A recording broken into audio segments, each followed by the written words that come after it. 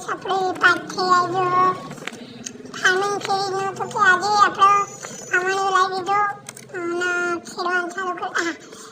વાવવાનું ચાલુ કરી દેવાનું છે તો વાવી દેવાનું જોઈ શકો છો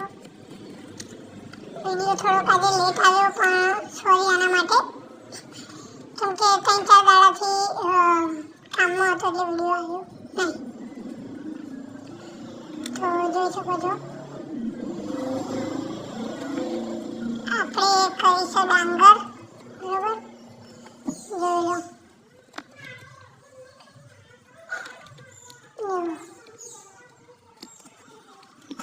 તો ગાઈસ હવે ને પેલા આપણો